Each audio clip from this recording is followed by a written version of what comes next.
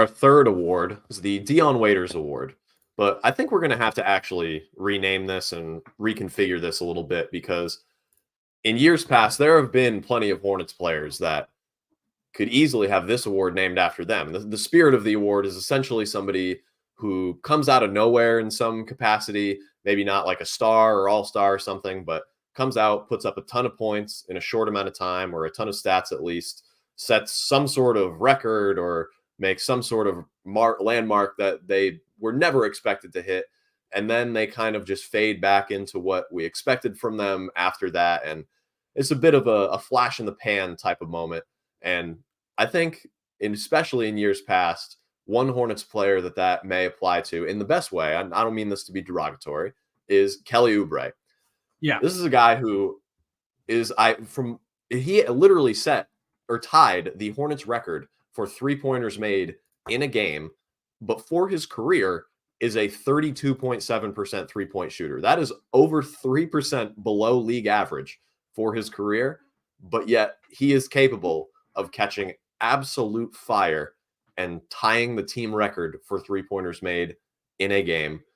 I think that is the perfect example of what the Dion Waiters Award represents. And for a Hornets-themed show, we've got to name it after a Charlotte Hornet in Kelly Oubre. So this is now officially being renamed from the Dion Waiters Award to the Kelly Oubre Award.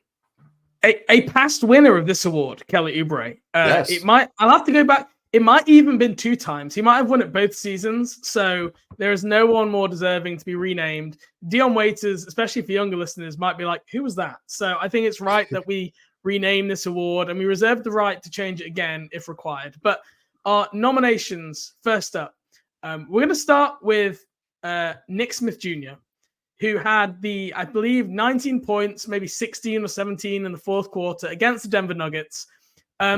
Just basically came out and brought the Hornets back into the game. I think he hit 5 threes in the fourth quarter. And this is the definition of the Kelly Oubre Award. It was like his highest scoring game by quite some margin until the meaningless games at the end of the year against a very good team. And it was just all pure fire from beyond the arc with some mid-range little finishes baked in there. But I think this is a very strong, very solid nominee. This is the type of nominee you expect in this category.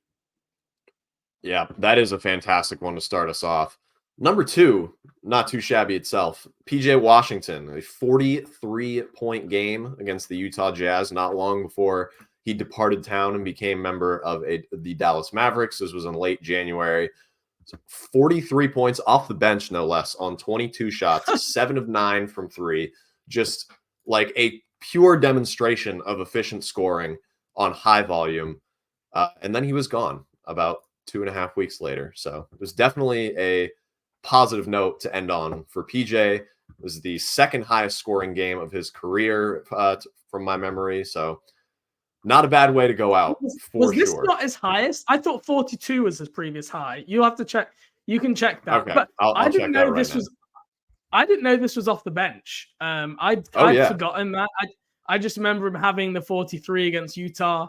And the funny thing was, and in typical PJ Washington fashion, like I think the next night he went like 2 for 8, or like these games always seemingly came out of absolutely nowhere. These high-scoring PJ games, and I think he had over 40. I want to say 3, 4, 5 times as a Hornet, which is for a kind of role-playing starter for the Hornets, but sometimes bench player, is just pretty phenomenal for him to have had 40 points so often, and shows that opportunity can do a lot for you when you're playing in the NBA. So PJ did. He had 40 points 3 times in a Charlotte Hornet uniform. The 43 twice, once against the Oklahoma City Thunder last season at like the very end of last year.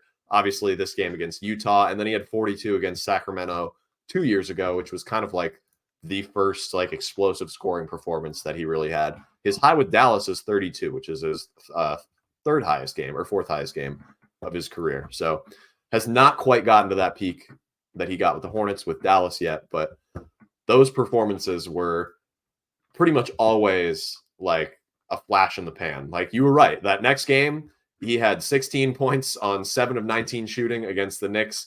He never eclipsed 20 points again in a Charlotte Hornets uniform, or 30 points again in a Charlotte Hornets uniform. So was definitely not something that we were going to be able to replicate going forward. And maybe it gave a little bit of a boost to his trade value there down the It stretch of did. his And Hornets career. and all the things you're used to seeing with PJ, like quick scoring, quick jump shot, getting to it early, like does not hesitate, just able to give him a seam of space and some nice rim finishes as well. So well done, PJ Washington. Your final ever nomination on the All Hornets Awards show. Now you're a member of the Dallas Mavericks. Moving on to our final nominee, it is Mark Williams. And interestingly, not necessarily for his points, but for his rebounds. Mark Williams had 21 points, 24 rebounds, if you remember, early in the season against the Washington Wizards. 15 offensive rebounds for Mark Williams. A slight change of the category, like we say, with the rebounding, but this game was just crazy. I remember it really clearly. He basically brought the Hornets back to win that game just from relentlessly attacking the offensive glass, especially late in that second half. There was one possession in particular where I think he had 4 or 5 offensive rebounds in that very one single possession. So just a crazy, crazy stat line. He got, I don't know what his next highest rebounding total was. It was probably something like 15. It probably wasn't even within 5 to 6 to 7 rebounds of this one. But this was one of those coming out games for Mark Williams where you go, wow, like he's really got talent to be a legitimate, impactful starting center here. And this was one of those games that you felt that.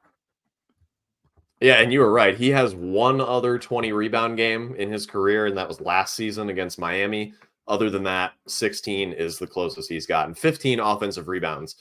Obviously, by far, a Charlotte Hornets record for offensive rebounds in a game. I believe second place is 11. So he comfortably cleared that in his second season, set a record that honestly, like that may never be broken. Like that may stand the test of time, at least from a Hornets team perspective. Like 15 offensive rebounds for presumably a center that's playing 28 to 32, 33 minutes a game. Like you're getting an offensive rebound every other minute at worst that you're on the floor. It's just a hard thing to do over the course of a whole 48-minute game and collect 15 offensive rebounds to go with the 9 that he got on the other end. 24 rebounds is, I mean, it's much different than the nominees that we usually get for this award. I agree, but this definitely qualifies because that, I mean, even for a good rebounder like Mark, that is going to be really, really, really difficult to replicate.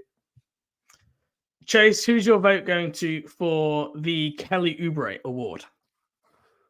This might have been the toughest decision of any award that we're going to give out today for me, but I gave it to Nick Smith Jr. I think the situation that he was in as a player maybe embodies what the Kelly Oubre Award represents a little bit more than Mark Williams, because obviously Mark, he's going to have more, 15 to 20 rebound games or something like that. I'm not sure how many more times in the near future, at least, that Nick Smith is going to score 17 points in the fourth quarter of a close game, nonetheless. This was not a game against the Nuggets that they lost by like 20 points or something. I think it ended up as a 7-point game. He very much was a reason that it was competitive in the fourth quarter. Early in his career, this was in like December, 5 from 7 from 3, gave us the early flashes that like shooting is going to be his bankable skill in the NBA. And he actually ended the year leading all rookies in 3-point percentage at 42.2% on 135 total attempts this year. 5 for 7 that night. It gave us a pretty good glimpse into what we were going to see for the rest of the year. And while maybe the fan perception of Nick Smith's game as a whole has slightly soured maybe since that happened, his shooting is by far like an NBA ready skill like right now. And we saw it on display that night.